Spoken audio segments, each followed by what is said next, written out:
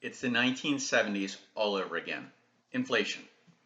Many people have not even heard the word or even the mentioning of stagflation since the late 1970s, when oil prices were soaring and inflation stood at more than double its current values. Stagflation is poised to make a big comeback, and it thrives during periods of high inflation and lower economic growth. Kind of like what's going on right now, right?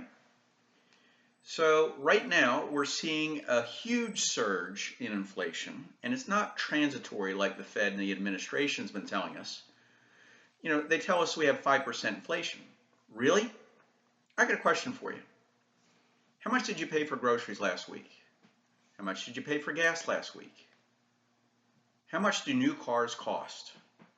And if you find a new car on the lot, you get to choose from all four of them and pay sticker price or over sticker price just for that privilege. So how much did your insurance go up? We have inflation, guys. The cost of everything is increasing. And this kind of reminds me of the movie The Wizard of Oz. You ever seen the movie The Wizard of Oz? So it's like when Dorothy and the Tin Man and Cowardly Lion all go to see the wizard. They find this man, he's pulling levers, and you hear the speaker system blurting out, "Don't worry, folks, it's going to be all right. Ignore the man behind the curtain." There is good news at the end of the rainbow if you know what actions to take. You have to use your mind, and you have to think. You have to have multiple streams of income, and you have to leverage yourself with hard assets. Now, an example. How much did your home value go up? That's the good news portion of inflation, if you're an owner. But some people are left out, and we're going to dive into that in a moment. So what we're really seeing is inflation is way past 5%, guys. Inflation is here, and it's sustained. It's not slowing down, and it's going to increase and continue over the next few years. So let me tell you, think about this. Anything that you bought last year, what's the cost of it, and what was the cost of it the year before? Think about everything now. Now, comment below and let me know what you paid more for this year. What went up? What did you pay more for? For the most part, everything is costing more now, more than it did in the past. So the costs to live from last year to this year went up. And guess what? The cost of living for next year is going to cost more than it did this year. But I've got good news for you, and I also have bad news for you. It's the truth, and you may not want to hear it, but it's the truth. The economy is not growing. Inflation is increasing, and that is stagflation.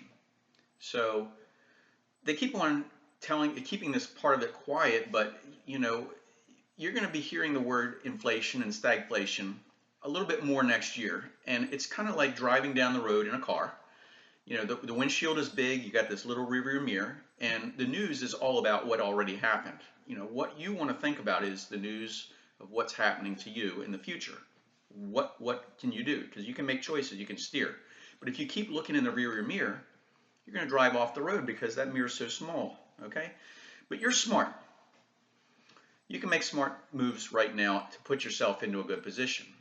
So some people are oblivious to what's really even happening. Consumer prices rose at an annual pace of 5.4% last month.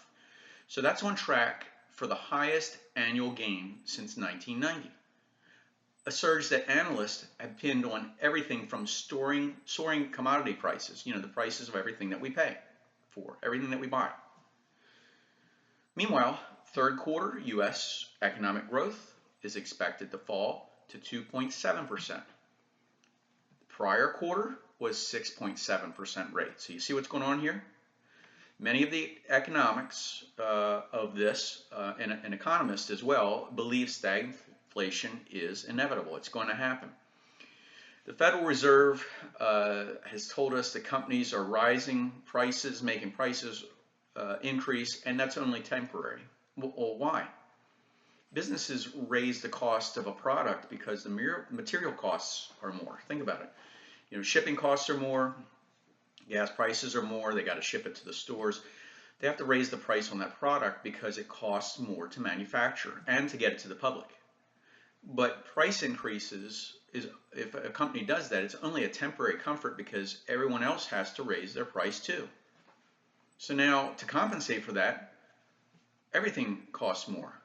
And then it's like a dog chasing its tail. It just keeps on going. And companies continue to pass on the rising costs to consumers. You know, that's everything from energy to industrial firms. Now, here's the part of the good I told you about. Pretend you own a second home. Pretend you bought it at $300,000. Last year, the price went up to $350,000.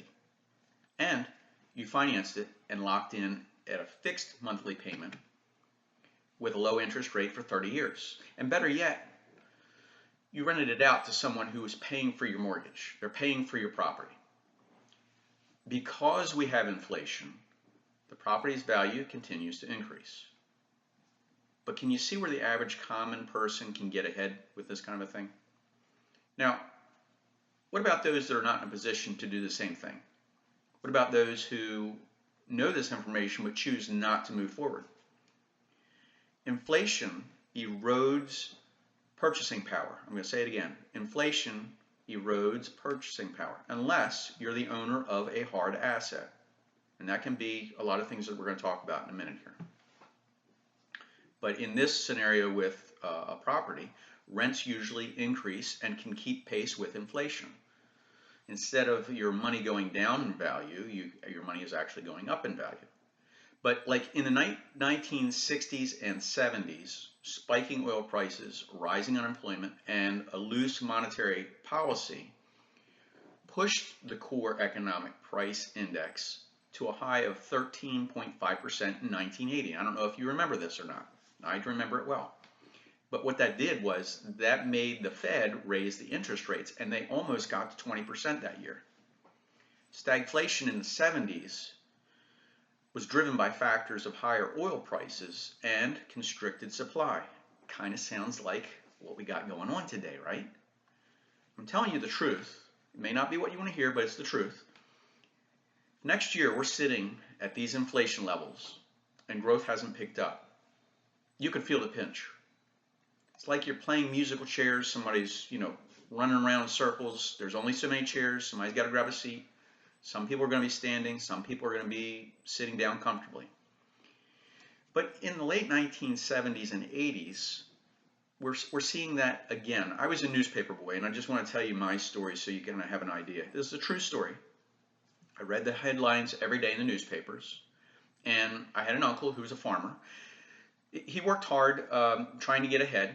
He bought hard assets during inflation times. Okay, he bought farm equipment, which he resold. He bought it at this price. Price of everything kept going up, so he sold it at that price. He kept his money, was keeping pace with inflation.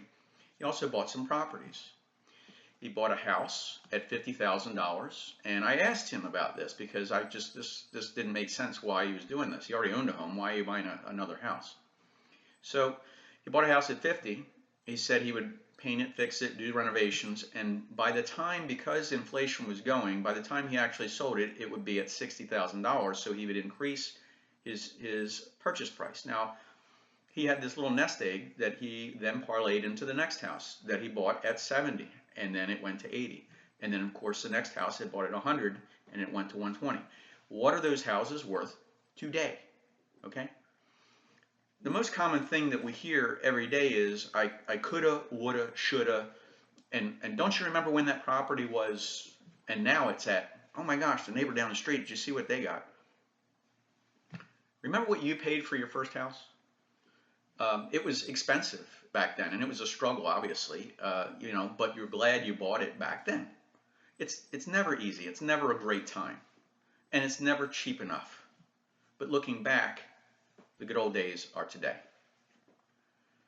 My team here has helped many people move to the beach and retire, or their plans to invest in real estate, and we absolutely love it.